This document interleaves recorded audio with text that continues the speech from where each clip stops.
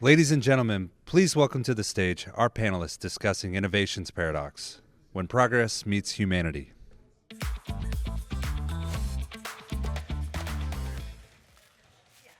So hi everyone, I'm Oscar Carlson with Milo Advisory. My background was that I spent 23 years with a company called Sint. So yeah, I've heard of that company. yeah, it's been around. I worked at that company. Yeah, and I think just going through the history of all the presentations here, it's definitely a throwback to some of those years working with Michael and kicking things around with the exchange back in 2010, I believe. Yeah. Fun days. I don't think we have to go through an intro of you guys as well, but it would be nice with just a quick path through the companies that you work with and so on, and how you've been part of sort of this history lesson that we've heard of. So Seema, maybe? So a little bit of background? Yeah, a bit background and so on, just quick Sure. where you started and how you came to this place. I won't take 30 minutes. Yeah. No, I'm just joking. I actually grew up as a practitioner of research. I worked at IntelliQuest, which was acquired by Millward Brown. I worked at IBM as a consumer of buying research, and then spent a good chunk of time at NPD, which is where I learned the business of research. Became an entrepreneur, co-founded Paradigm Sample, and then went into advisory services and investment banking. I'm Michael, and I started off my career in 2003 at Greenfield Online, and then went to Sint to help launch the North American business, which was fun. And then from there was the president of what became Lucid. It was called Federated Sample at the time. And then 2015 founded and launched Pure Spectrum. I'm Scott. I got started in the polling industry in 2008, mostly political polls. Started a company called Optimus in 2013. It was named after a transformer, because that's what it is.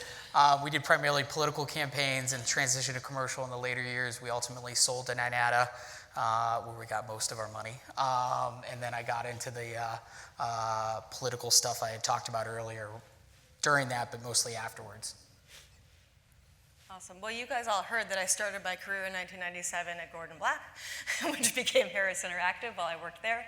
I actually left there to go to business school because I figured at some point I would be running a department or a company, and I should probably learn how to do that sooner rather than later. And then after business school, I briefly did a startup, decided I didn't like being poor, so then I took a job at a media research company called Smith Geiger, which is where I did that dial testing project that I mentioned. And then did a brief stint at Juiced Media as their head of research and analytics before they shut down our division, which prompted me to start Research Narrative so I could help other digital media companies avoid that problem through thoughtful use of research and data. So I started that in 2011, so it's about 13 years ago now. So we've all been part of sort of the history of and sort of the online revolution coming into the history, taking everything from phone to online and sort of all the growth and challenges and opportunities we've seen along the way. So just a question about some of the lessons that we learned along the way. What can we sort of, if we look back and then all the things that we did and we did wrongly and the issues that we had and how we corrected that, if we look at where we are now and the AI revolution coming in and then changing the space, any lessons that you learned that you want to give to new companies coming into the space now and trying to disrupt the way we do today? Starting with, Michael, maybe? Sure. Well, if you're new to this industry, it is not an industry that moves fast, right? And its purpose for that is a lot of what the research industry does is measures change, so any sort of introduction. So be patient, and the changes in our industry, they do happen. They happen over time, and then they'll really speed up, right? And then you'll get a lot of competition, and then the next wave will happen. I could talk for an hour of all the mistakes we've made in this industry, but I won't do that. I'm sure we'll dig into those topics. But if you're new to this industry, I think even particularly on don't want to trigger you with the word synthetic, but that's what people use, synthetic sample. Organic sample. Organically AI generated. I don't think that it's going to rapidly displace the core sampling business. What I think it will do is it will eat around the edges of things that are probably a little bit less important business decisions. We had a panel at an event in London, and we're fortunate enough to have somebody from Google there, and he mentioned, I had a one-off conversation with him. I was like, what are you doing with this? And what's interesting is they're running 5 tests at that time on non-human but human respondents, and yes, and I was like, why? Why are you like? He's like, well, actually, sample's pretty cheap. And I was like, yes, I know. That's soapbox for me. He said, we make all of our big decisions still off of sample, and so the bigger the decision, the more we're willing to spend for it. He said, but I have 50 people sitting behind me that have no budgets whatsoever, or no time, and they're making all their decisions off their gut and gut instinct. Like, so why not try that, right? So I think it does probably present opportunities for growth beyond core. So if you're working on that, you likely will need to break into brands, right? And probably more tech-focused brands. But it is hard to break through to them, right? They're super curious, but it's really hard to break through the barriers that they put up. Yeah. I would add to what Michael said. Is that okay? Yeah, go ahead. Add to what Michael said. I think I see a lot of new companies coming in that might not have the research background, and they're tech first. And some advice I would give is understand the research part of it. So as you think about positioning yourself, you understand the pros and cons of what you're offering. I think too many times we discount the research part of it. And I do believe one of the reasons I love this industry is that we do inform really critical business decisions for clients, and that we shouldn't take that lightly, right? People depend on the data and the insights that we provide to drive decisions. So I would definitely encourage that, and I would also encourage, I think sometimes we get distracted by the shiny object, and this is probably for the people who are in the industry, but stay focused on your thesis. Like, you understand the fundamentals of the industry. Yes, there's going to be innovation coming along, prove and disprove it, but don't get distracted, because I think too many of us are like, oh my gosh, the business is going to be we're going to be out of business if we don't do this. You've built a strategy that was, born out of lots and lots of hours of research and understanding and talking to clients. Don't get distracted with a shiny object. I'm saying don't ignore it, but there's a piece of, allocation of time to understand it, but don't, zigzag all over the place. Yeah, I totally agree with that. I think there's an aspect of relinquishing our power that inherently comes with that. I'm echoing a little bit, guys. And to your point, I think there feels like this obligation, and I'm speaking from the agency perspective because that's been the overwhelming majority of my career. And in this room, that's the buyer perspective, which is a little different than maybe at CRC or another conference. But I think sometimes we feel this guilt or this obligation to look at every shiny new object as if it's legitimate, and most of them are not if you actually spend the time, because to Seema's point, they actually haven't done their homework about the research industry. They just saw dollar signs and jumped right in, and they're not necessarily legitimate.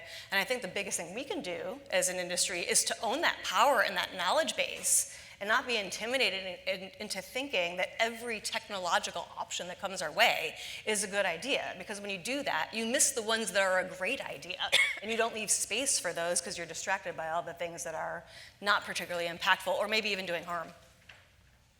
It's like narrative shifting constantly, right? Totally.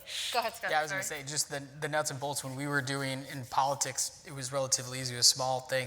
Everyone knew who I was and they wanted to buy. And then in the latter 2018 to 2021, we were trying to do more in the commercial space. The amount of time it took from here's what I have to you giving us money, multiple years. Right, and I think that's what I always explain to people. It doesn't matter how good you are. You were talking about decks and things like that. What I learned was it didn't matter how many PhDs or how smart it looked on the deck. The only thing that got us to sale was 12 months worth of dinners and ignoring them, and then giving it to them for free for a little while, and then they pay money for it. Which was just, if someone had told me that in the beginning that it would have taken that long, I would have been like, this isn't worth it. But it just takes longer. Yeah, everything. everything takes a lot longer than you expect. I think there's a saying like, don't estimate how much you can change in a year, but don't underestimate how much you can change in 5 years, right? That's, if we look at technology trends and AI and the AI hype and so on, so first of all, is the AI hype over? Are we into some sort of more reality in using AI? And the second question in that is, if we sort of avoid tech intimidation, is a new word I learned today. Can you talk about the different trends that are currently shaping the industry? And Seema, maybe you can start. Yeah, listen, I think AI is here. It's not, and there's flavors of it, right? Like using algorithms, we've been using those for years. That was not the sexy part of what AI was. It helped create automation, improve business processes. I think the part of AI that's here and here to stay is the generative piece, and being able to ingest lots and lots of data, structured, unstructured, and being able to draw insights from that data. I think for us, we have to think about, our clients. I do believe what's happening in enterprise clients is to differentiate on an AI strategy, they have to use all their data in the organization. And to date, we've been in silos. Enterprise clients have been in silos. And so we have to think about how does our industry feed into it, and who's our point person? Because if you're selling to brands, that might not always be the right, consumer insights might not be always the right person that you're selling to. You might have to build more influence in an enterprise client, enterprise client to be able to sell in more of your research and services. So I think it's here to stay. I don't think it's like doom and gloom. I think there's opportunities for us to really blossom and make a difference. It's just a matter of really positioning ourselves. I'm an optimist too, though. I am too. So I joined this industry while it was still predominantly telephone. And if you didn't believe that online was going to rapidly change your life as a telephone shop, you got it wrong. It changed. So I look at that as that really changed the business landscape in our industry. And then we've had other waves, right? And one of them I think is kind of coming back around. And every few years it's been like big data. Like, and if you're in the business of selling sample and surveys, you're like, okay, shit, there we go. Like they don't need that data anymore. They got all this data. And that one's probably the one that's coming back around, right? Because the making sense of it and being able to interact with it was just... It was too hard. It was too hard. Yeah. Right? You needed it was a too lot hard. of tech resources, and Yeah, exactly. But I think and I do think we're seeing some really interesting companies now that are building out the technology where you can have your company data, have your survey data, have, because the other big wave was social listening. Yeah. Right? Surveys are going to die. Like, I mean, there's more data on Twitter and Facebook. Like, why do we need to ask questions anymore? It's all out there. It didn't kill it, right? Yeah. So that was a big hype that also didn't kill it. And then, of course, we had our blockchain panel stuff that never really got off the ground, right? It was kind of I was never sure exactly what it solved. What about mobile? It was like mobile, and everybody's like, no, and mobile just continued going, right? Well, I mean, it never disappeared. It was like mobile just became mobile. Right, So exactly. that became the internet. So I have a feeling that the AI one is somewhere between the telephone to online one and blockchain. Right? Those are two extremes. Going way out on a limb here. So it's between those two. But what I am seeing and what we're seeing in our company around AI is about efficiency and about task automation in ways that we couldn't do before. And that is a scary message to send out to a company that has a lot of employees because they think, well, you're going to fire us then, right? AI is going to do our jobs. And the reality is,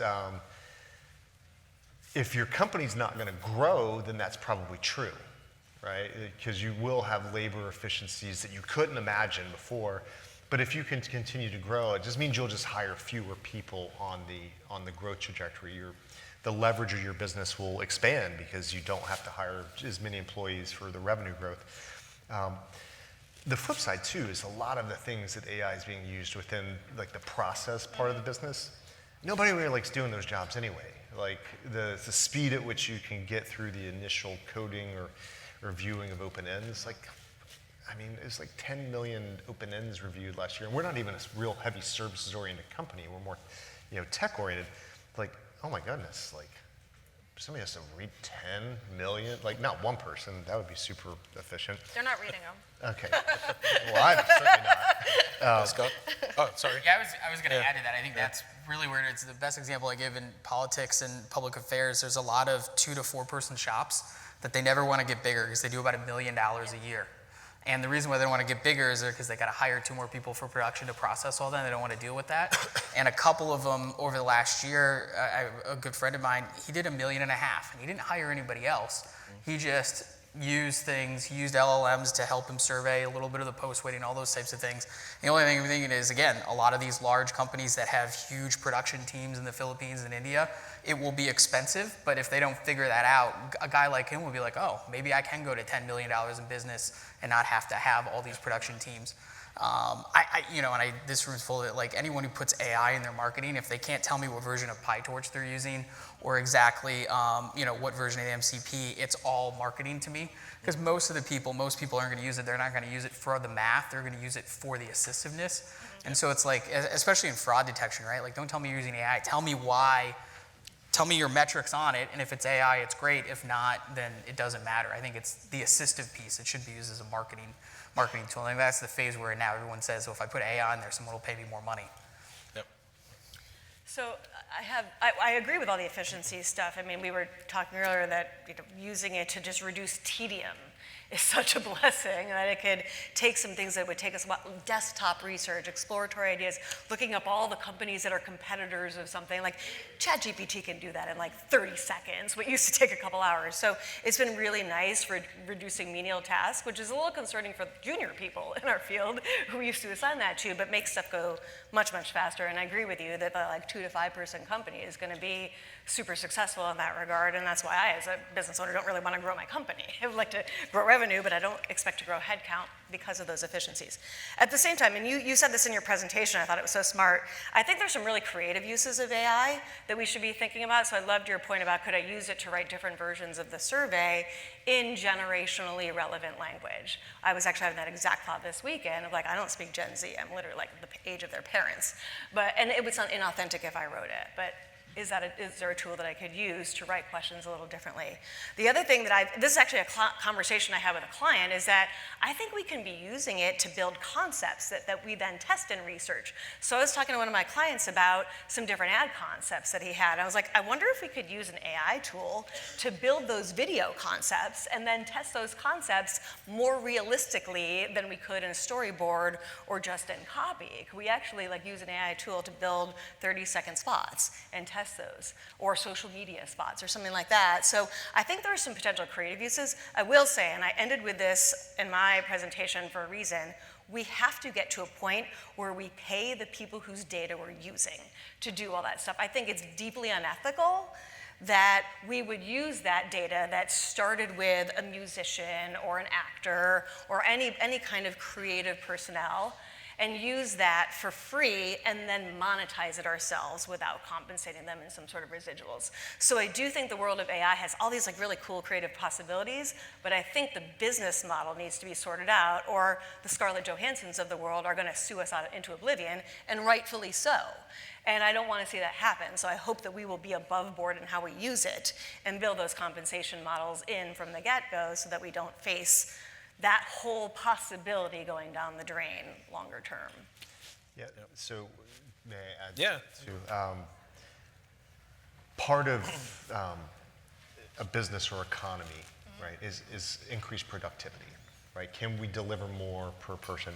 So I actually think we're about to entering into a massive amount of productivity gains within our industry because of the things that the AI is helping to accomplish on the creation, or the things you talked about, your friends, with the smaller companies, and that could unleash a lot more creativity on the human element side, to really focus on the breakthroughs that you just simply can't get to because of all that extra time you're doing. I think it's positive. I'm very optimistic about it. Yep. And with the productivity gains, so we're talking about, the call centers in the Philippines and so on will be displaced. Do we think that we can repurpose those people? I think, Kerry, you had a pet peeve about sort of the operational excellence of sort of our teams. Is that something that we can improve the overall quality of what we deliver with the efficiency gains that we get with AI? Can we retrain people, or will it just be that we displace a lot of people that have to sort of get different I think different not jobs? inherently, but ultimately it could be a possibility. So, I mean, the reality of AI is there's still a skill of prompting it properly that is itself a skill, right? There's a reason we talk about prompting. There are classes on Coursera about prompting and effective prompting, and different tools have different best practices if you use different tools and different limitations. So the one that I showed in my presentation, it had like a 200 character limit of what I could prompt. You gotta be real specific real quickly with that. Whereas ChatGPT, it's like bottomless, right? And you can get into more detail and have iterations. So I think that's a skill, and if you pass this off to somebody who doesn't think that way and doesn't have that skill, they're still, sort of garbage in, garbage out, right? It's still not going to be very effective. But I think if you can teach your team the skill of using AI effectively and being discerning about different AI platforms and tools and how they differ, yes, then you start to realize some of those operational efficiencies, but not immediately, because you got to do that training and that upskilling, and it's going to be changing a mile a minute in the meantime. So I don't think that's like an immediate outcome. I think that's more long-term as we find a steady state. I think it's hard. Like, it depends on how fast you want to grow and how long it's going to take to retrain people, right? And is the retraining in line with the skills and the mental aptitude that they need in terms of raw materials to retrain the skills you need? And I think a lot of times if we're replacing kind of tedious, repetitive tasks, that person might not necessarily be the person who's now more high functioning to do something that might require nuanced thinking and decision making. I think it's a hard shift, and it just depends on the lens of the company and how much patience they have in terms of making that investment. Yeah, there's something to be said too about getting an underlying understanding of why that happens. Yeah. It might come out of the skill sets. On the other side of that, though, the apprenticeship, there might be more budget to allow for people to have a longer ramp time and more time with a more senior person that understands, because the pressures are high to get somebody on board, teach them, train them, and then get them to a productive level. Because almost every new employee, depending on their role, is at least 6 months of negative to a company. They never walk in and add value, and then by year 2, they're super productive, and they probably go somewhere else. I think too, sometimes I'm finding with, like, I'm going back to your question about operational efficiency, that it can almost have the opposite outcome if it's so easy to get so much information out of AI that you end up with a data dump all over again. So I've seen that with junior people where they get me that spreadsheet of a bunch of information like in an hour, but it is so much to sift through, and it's not well organized, and it's not synthesized, and the effort to do that is more than just doing the original desktop research ourselves. And so, and again, I think that goes back to you have to prompt it properly and organize it properly up front, and that's a whole other skill. But I think the operational efficiency, like right now we're in that hype cycle where we're like, everything's going to be more efficient, and it's like that has conditions, and we have to learn and become experts in those conditions. But I do find with AI, when you use it to kind of prompt, like let's say the 70% of what you're trying to do as a deliverable, gives you more time to think about the deliverable, right? Like the outline of the presentation that I did today, I got assisted help in terms of how should I structure it. But then the rest was like, okay, I'm gonna pull this data, I'm gonna do this data. It does help you. Otherwise, I would be like scratching my head for like 2 weeks. The blinking prompt. Right, I've exactly. got to start what am I something. writing? Yeah, exactly. So there's value in that for sure, in terms of prompting. Yeah, I heard someone that when prompting and sort of refining the prompt, they answer their own question by writing the prompt. So I think back to us that we actually think about sort of reprocess things again. I think, Scott, looking at your presentation, you're a big buyer to this industry, so everyone will be chasing you after this. But but looking at the timeline that you had, It was interesting to see how you predicted sort of the future for the polling industry, and it seemed like very dark for this industry, that everything will be synthetic and LLMs. Do you think that will happen, or the follow-up question to that as well is, do you have any recommendations to this industry how to sort of continuously innovate to be a good supplier to your business? Yeah, no, I look at the LLM stuff. I don't think it's going to replace any panels, right? Like, I still talk to some pollsters who laugh at me, like I'm never giving up my RDD, and they're talking to me from their 5th house in Switzerland, right? Like, they're fine, and they're still going to sell it. I think where it is, at least in the political stuff, part of this is, you know, we're forced to innovate, right? We if we're wrong, it's very public, and we don't get paid anymore. Like, we're the ultimate sports. If we stop hitting, our contract doesn't get re-upped. And so, because politics is, this has nothing to do with the industry, because politics is so close, you know, everyone wants an edge, right? And it's hard to tell people, you know, if I told my story from this year, this was a 4-point race, and the best statistical tool we have out there, if I had all the money in the world, maybe it has a 2-point margin of error. So, like, there's no tool out there, there's no silver bullet sample that's going to give anyone an edge. So that pushes us to find everything more and more. And I think that's kind of where you're seeing a lot of the people, at least in the political industry, trying to find that edge for twofold. One is because they want to be right, but 2, they want to reduce costs, right? Yeah. So, you know, we all talk about the cost of samples going up, or we wish it went up, all those types of things. Everything has gone up, especially in the political polling industry. So if they can figure out how to run a project with 1 person instead of 3, because they have a tool that helps them do survey design, or because they have, you know, they can offer a product that says, hey, this isn't really real sample, but you don't have $100,000, so do you want a decent answer for 10 grand? They're gonna shoot for those types of things because it's a margin thing. And I think you're gonna see these guys try it because that's what everyone's looking for, and everyone wants you know, everyone, it's funny, they don't do it publicly anymore, but like right now in my industry, everyone's, you know, going around with their snapshots of, hey, this is what I said my poll was going to say the day before, and this is why you need to hire me in 2026. And everything I'm seeing in these presentations is, it's around survey design, and it's around how they're using it for ad testing and things like that. And so that's why I think it's pretty quick, because people are going to start shelling money out for that. I think the LLM stuff, you know, there's a couple people working on that. We'll know, ask me in 2027, because someone's going to try in 2026. They're going to try and predict a bunch of congressional races, a bunch of Senate races. If it works, it'll be really big in 2028. If it doesn't work, we won't hear about it ever again. Yeah. What scares me is that I think if it does work, people are going to start manipulating media content to change that outcome.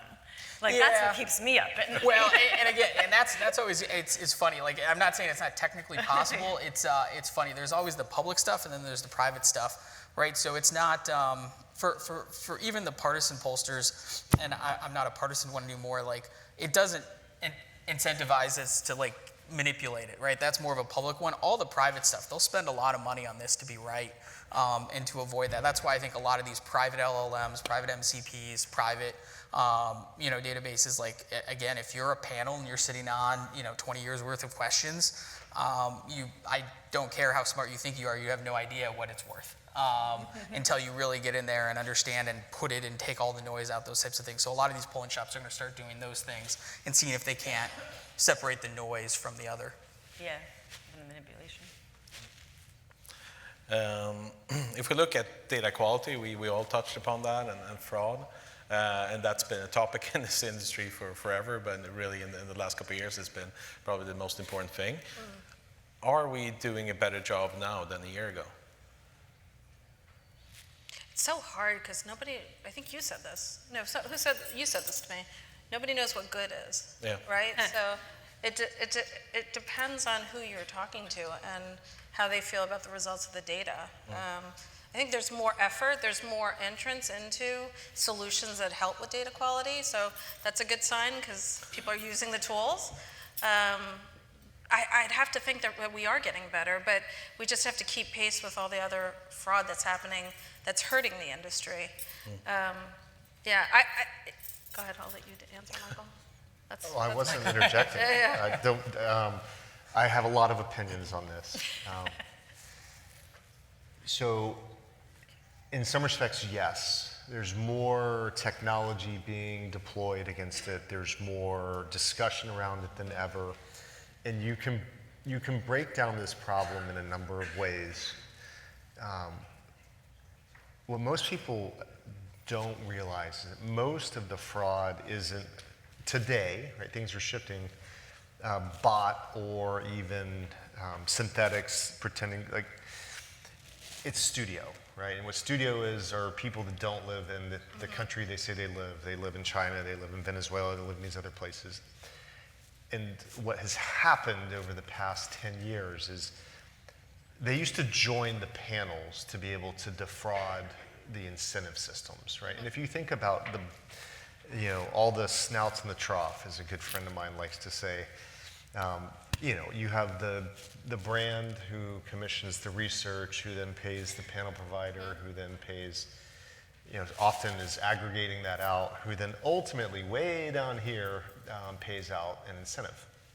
And with this big shift where there's a lot of API suppliers, when you hear a company say they have 500 different, affiliates in their APIs, if you really start to peel back, what's happened is a lot of the companies that used to join the panels, they actually now integrate as suppliers, right? So they have very reputable websites that look very real, like one of the best looking panel websites that you've ever imagined. And they say, hey, can I become part of your supply ecosystem? Can I get on your API? And they join it. And all they're doing is pulling down the offers. Then they'll have 20 people with 12 VPN screens. And instead of making the fraction that they're making the double the amount. Yep. And we are not immune to it, and we spent a lot of time over the last 2 years uncovering it. So part of it is understanding, and I think the transparency that is probably more than what it was before, but it's still obfuscated, because even when you name a supplier on an API, like, well, who are they buying from, right? And then who are they buying from, right? So if you can get to up and down the chain of like, we need to know everything about where it's coming from, and then real validation of the sourcing. Because what you find that these companies, they're registered companies in the US, the UK, and the websites look amazing. And you can even see, like, take survey here. But unless you're willing to have people you're going to join the panel, get to a redemption, actually get paid, and make sure it's legit, you got to go through a whole process to grind through the surveys to get that done. That's by far the biggest part of the fraud, right? And they're also highly technically sophisticated, right? The way that they've been able to spoof the GeoIP and the things that they've been able to do, it is very, very hard. The efficacy window of any sort of advancements that we make or any other company makes, you used to be able to find something out, and then you probably had 12 months, maybe even 18 months of okay, put that fire out. It's maybe 3 to 6 months now, and then some other workaround has happened. So, us and many others, we have a legit investment in using AI and using data science in really making it better. And then I'll flip to my contra is somebody's got to pay for this, right? Because there are some really, really awesome suppliers in our ecosystem today. And I just believe that what we are asking them to do on the money they spend to recruit, and can you verify this? Can you verify that? Well, that takes either some sort of cost and labor. And when you drive down the price so far, I think it is hypocritical to say it's all the supplier's fault when prices have gone down that much, and expect them to do something about that. And I feel like everybody needs to just take a step back and realize, what am I paying for this? And what are my expectations, what I'm getting for paying for that, right? Because then, what's the old saying? You can have speed, quality, or price, pick two. Mm-hmm. Right? You can't get all three of them together and expect it to be pristine. But we've been in the industry a long time. This is not new. There was fraud in 2001, 2002. It's just so, there are still a lot more completes happening now online. And it's probably harder to get through all of our issues, the blockers we have. But the motivation at this studio fraud, it's high. Like, these guys are making millions of dollars a year and hiring, It's a changing landscape, but yeah, a couple of follow-up questions on that will come as well. So Scott, what do you think? Are we sort of improving as an industry from the outside, or is it just getting worse and worse? It's funny. I was asked this question. I did a political A4 one where we always get asked, like, when's the death of phone polling, right? And it's funny. The way we look at the online is there are 300 million registered voters in America. Because of all the 50 state laws, I've got a pretty good list. Anyone in this room with $125,000 can buy it.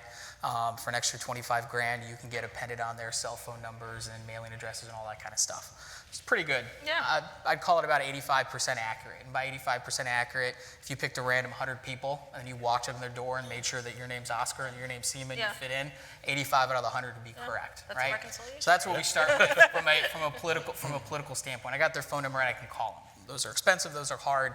And what a lot of people in the political industry, including myself for the last 10 or 15 years did, and I know YouGov and Doug Rivers started doing this, is like, okay, I'll give you the file, guys, and I'll even pay you $50 complete. But you have to prove to me that if I give you Oscar's name and here's his address and all this stuff, that he matched, and that when you return that to me, you are the person. And I can tell you, I was even inside one, I don't even got a straight answer yet.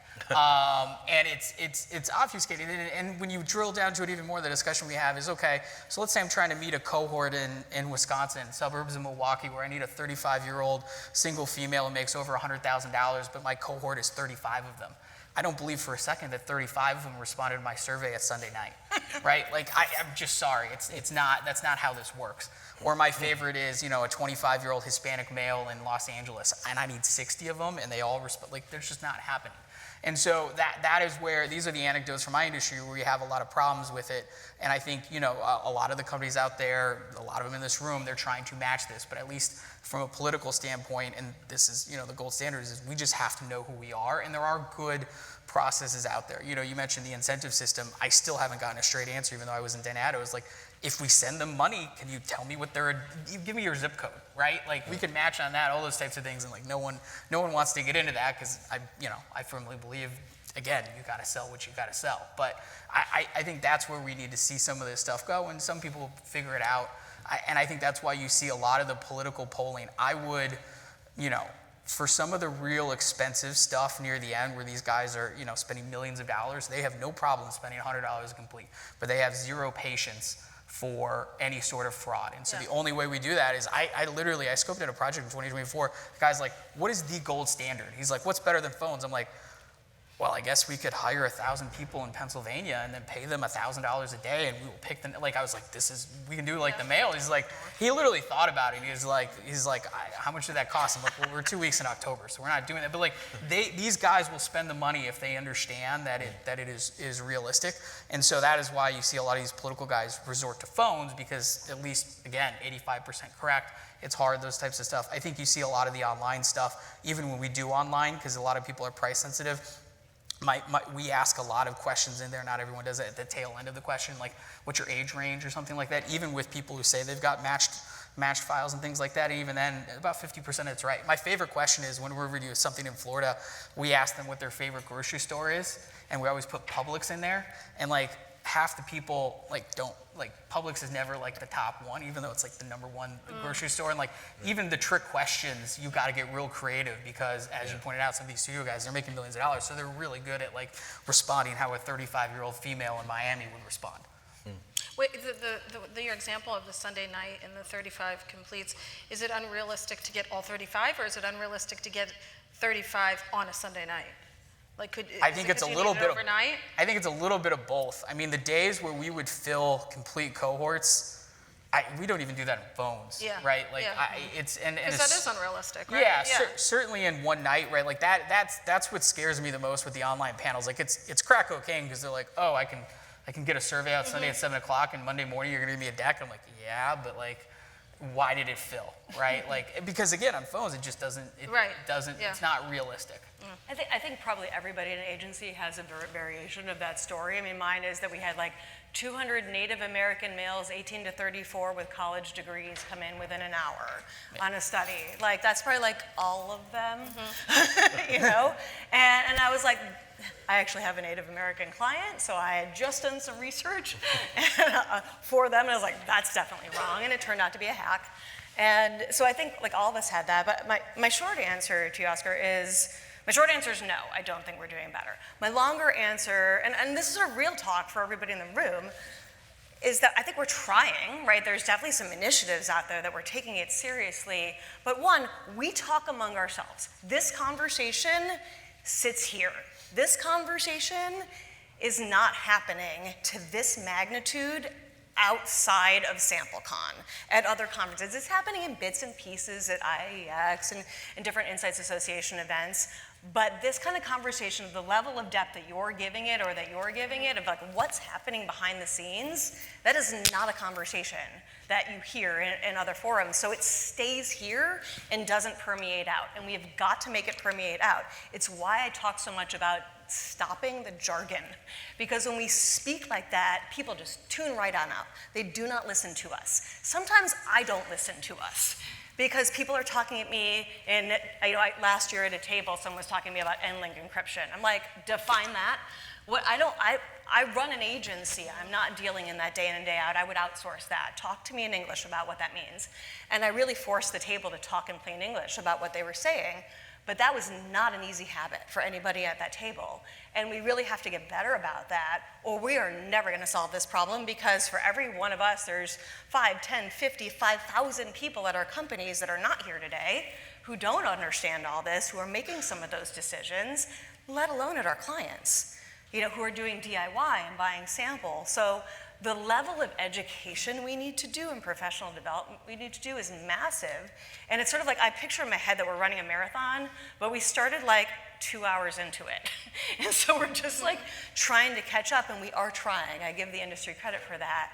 But we have not caught up to the problems of fraud. And I will say, it's actually infiltrating qualitative research now. I don't know how many people in this room do qual. I do both.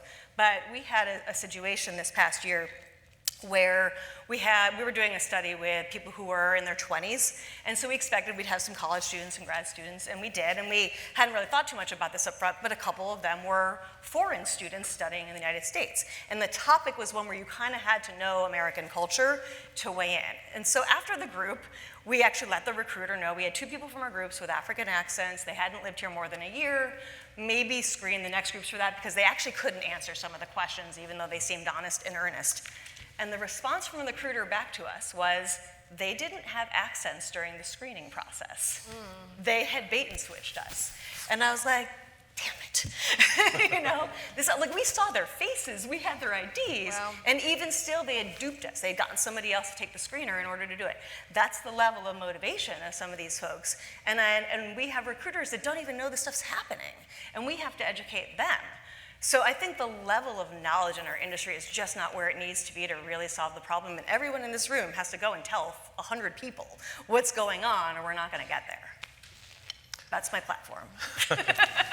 I think, Mike, you mentioned that we're not paying suppliers enough to actually run all the quality processes and everything that we demand on them. And there are solutions out there. And you mentioned that some are actually doing a good job. How do we actually get our customers to pay more for quality and to reward those that actually are doing a good job? Is there ways? Is this something that we can do? Well, I'm going to take the other side too, because there is no standard to actually know who's doing a good job. It's very opaque. Just raising your overall CPIs and paying it to other people who won't actually use it the right way, that creates another problem, because actually the higher the CPIs go, it tends to attract more fraud, right? So it's, fuck, like what are we going to do here, right? Okay. So that's,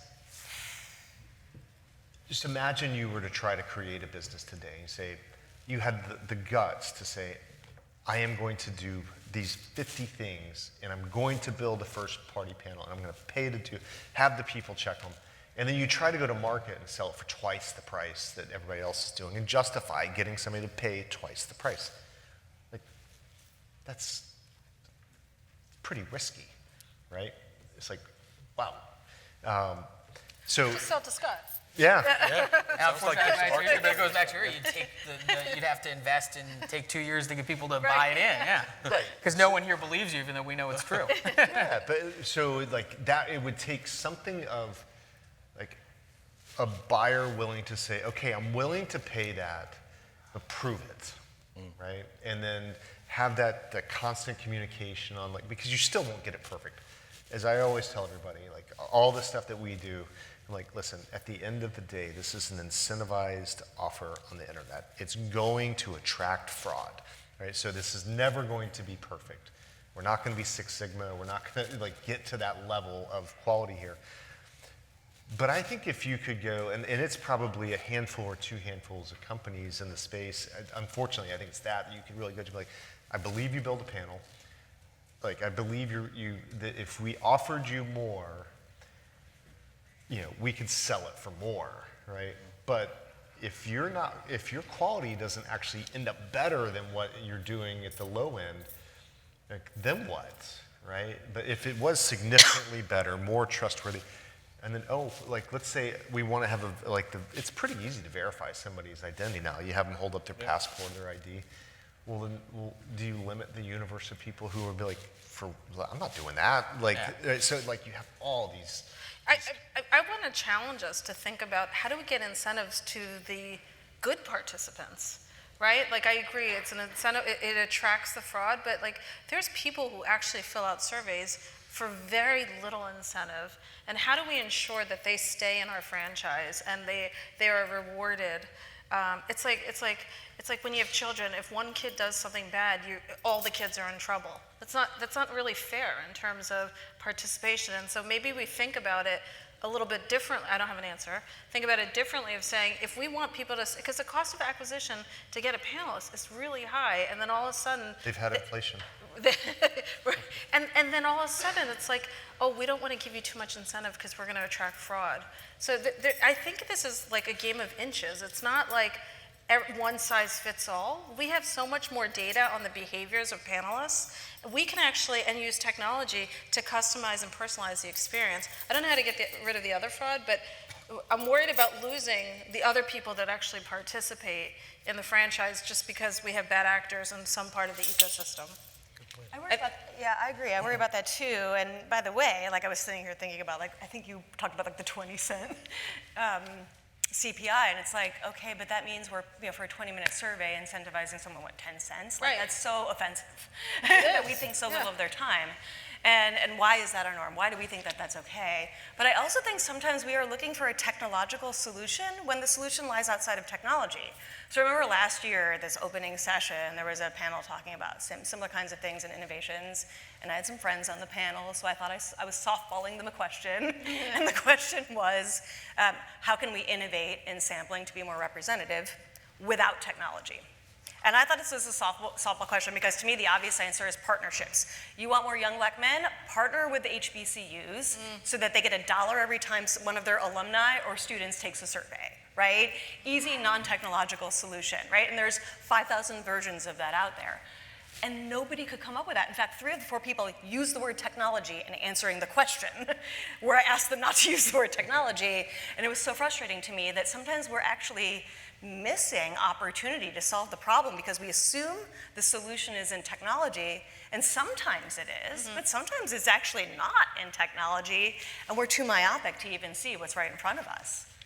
Yeah, we should actually do some research on the issue and look at human behavior like that. If we, last couple of minutes, we can spend on more sort of the investment trends in the industry, since we have Seema up here and you know everything about what's happening in the industry.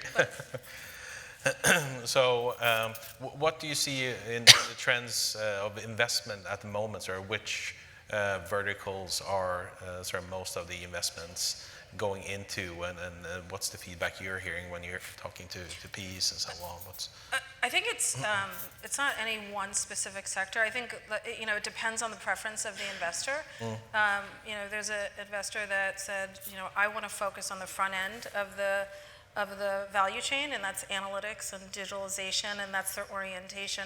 There's other investors who are like, they want to have the full value chain, and they want the sample, they want the survey platform, they want light visualization. So it really depends on their thesis. What I really do admire from PE firms who are so focused on their thesis that they don't get distracted. Like, I'll show them something like, this is great, doesn't meet my thesis, right? They have a story, they have a bet, they have a playbook, and they stick by that. Now, as we try to get more investors in the industry, we're gonna have to educate what the industry is about, because I do think there's not a lot of strategic buyers right now, and there's a lot of companies who are coming into the market for either investment or to sell, and we have to find additional buyers for those companies, and that's our job to do. And it's probably not talking about data quality, but but it's really talking about the thesis around what the value we bring as an industry to these enterprise clients, to governments, to GMOs, right? We play a valuable role in that value chain, and that's kind of, as we bring in more companies to invest, that's what we're gonna have to educate them on. Yeah. Does that make sense? Think so? Makes Anything sense? to add? It makes sense to me. I think I come at it from such a different perspective because I've never wanted to grow and sell my company. So, and I think there's this sort of weird thing, and I see it a lot at management events and executive events in our field, that there's this assumption that like the point of starting a business is to grow it and sell it. And I was like, I started a business for autonomy and because I want to follow my values. And I don't want other people telling me what my values are, and I want to run a company according to that. It's not a lifestyle choice. It's actually a horrible lifestyle, by the way, to run a company. Well, but it's a values choice, Yeah. right? I want to grow a company and then run it and make money running it and then shut it down and cash out. And somehow we've sort of like left that model out of the equation in all of this. And so sometimes I think about that and I'm like, I don't know that that's important to me personally. What's important to me is building a sustainable, profitable company that in the end, I feel like I did some good for the world, I did good work, and there's money in the bank at the end that I can cash out and retire with. Yeah. And selling might be the end game, but it didn't start it with that in mind. And I think that's kind of an energy that's entered our industry that's like become an assumption rather than an option. I don't think there's good or bad. I think Yeah, people make it's different. choices for what they want as kind of their career goals. Like I started Paradigm for the sole reason of controlling my own time. Yeah. I was a mother 100%. with 2 little kids, and I was just like, I'll work 24 hours if I have to, but I want to work on my time. To your point, it was hell, but at least I could feel good about both. But then later on, we did get investment, and it did change the game, and that was okay. That was a legitimate choice. So I think, good energy, bad energy. I think it's important that people make these choices as a result of where they are in their own kind of career goals. I think that's a good point, and I see a trend now with more people starting sort of. I usually use the lazy term lifestyle business, but sort of values control. It's a horrible lifestyle. Don't do it for that reason. Business where when I talk to them, they think that they need investment and ask me how do I get investors and like what's your plan, what's your growth plan, and so on. And they want to keep it small and like control their destiny. It's like okay, then that's what you want to do. But they need to figure that out first. And then it might be further on, like you, that you take on investment because there's a window of opportunities actually. And that's the same with Synth back in the days. We took a cautious decision to bring in the first investor in 2007. But before that, it was bootstrapped. And we took the decision to scale it. And that comes with a lot of pros and cons as well, right? When you do that, you lose control. So, sure. I would love to see, and Steve, you would know this so much better than I would, but I would love to see more investment in like new methodologies and ways of doing research. Obviously I would buy that, so that would be helpful to me, but things that can make us, better at our jobs, that then we can go and turn and sell that and be more profitable and productive as businesses. And I feel like that hasn't been, that used to be the way back in like the 2000s, but that hasn't been that way for a while, and I would love to see more money come into our industry to help us actually create some new improved tools, not DIY tools, but methodological tools that just do new kinds of research. That used to be like a thing that people kind of assumed would happen, and that's sort of fallen off our radar, I think, which is why I would like to see it. Quickly, I think there is a lot of investor interest in our industry. I think it has been very dry since 23 or mid 22 because there was some super high valuations out there. You worked at one and you acquired another one, not you, but the company acquired it. And as an industry, we suffered some pretty gnarly comps out there. We had the largest company in this space had to do a capital restructure, is the nice way of putting it, very publicly, public comps on, it's been a very bad story for the last couple of years, and then there's this dislocation, which you talked about, of either the PE firms weren't willing to let it go and accept the loss, or make their expectations more modest, or the founders weren't willing to. So it's been pretty, I think, mild the last couple of years. There's a lot more interest because there are companies that are exiting, bringing the money back in to the funds, raising new funds. And I do think, too, even though they didn't talk about the valuation or the size of check that I've seen for the rep data, that's the first kind of big investment we've seen in that we are in a while, right? It was like massive news in 21. So I think that's good for the industry. I think it shows that there's interest. I mean, if you're running a scaled business and you end up showing up in all of these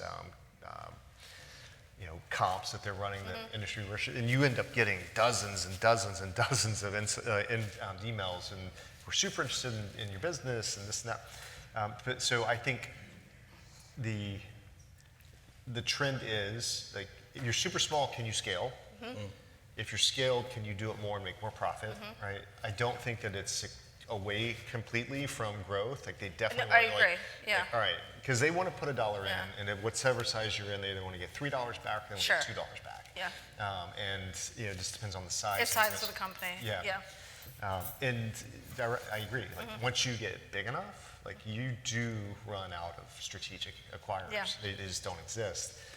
So I don't think that all PE is bad in this space, and I think that it's a fundamental, like, that there's interest is good, but there are some bad PE firms, there are some bad VC, and there's some bad bankers out there that will let firms take money with crazy structure, and the founder will never get more money again. But I think we'll actually have a good run. It's nuanced. One of the things that sort of baffles me, I mean, if you take like any finance 101 class, they will tell you like they'll talk to you about portfolio theory and being diversified. And yet the things we're investing in are all generally single methodology kind of approaches, right? They're very specific kinds of companies, and that's high risk, right? It's high return, right? High risk, high return.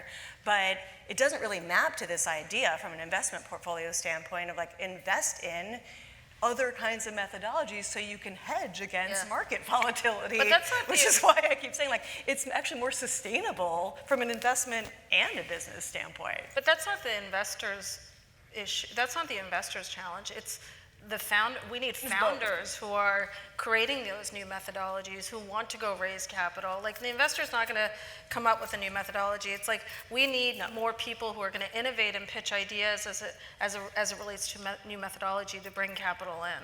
Do you feel like founders are not doing There's right? very few companies in this space that the investors call the shots on the products that are being rolled out. They're not controlling these companies. They might control how they can exit and how they can take on debt and all these other things. But it's the responsibility of the CEO and that management team to put things to market and to win. Like, it's very rare. So do you feel like founders in our field should do a better job of investing in more diverse methodology? Or is the issue that some of the investors are actually placing a CEO that doesn't have that skill set? Because I feel like it's both. When you see check sizes north of $100 to $200 million, you typically see the new CEO come in a couple years later, and then sometimes the old ones have to return. So weird. Or they become chief innovation officers. We've got two. Yeah, well, that's right. the step before. Yeah. But the I mean, your R&D, once you get to a certain size, you need to have R&D on things that might not pan out. And you need to be thinking about, okay, synthetic is that, like making, not bets, but you have to have the discipline to actually not do everything, right? Yeah, to think And three pick to which ones- what are 3 to 5 things over a roadmap Right. of 5 years. Okay, now we're out of time. But one last question to you, Seema. Yes. So I saw your graph there on Yeah. the number of transactions, which was the trend. So when do we reach 2021 levels again? Oh, I can't predict that, but I do think that 2025 will have more deals, definitely more volume deals. I've been talking to a lot more people who are considering going to market. There's just more conversations and interest. So, yeah, I feel optimistic that there's more deals that will happen. And to the point of, depending on the deal size, we got to bring more buyers into the market. But if they're under 10, then there's definitely buyers. Okay. Thank you very Thank much. you. Yeah, Thank thank you. you. Thank you.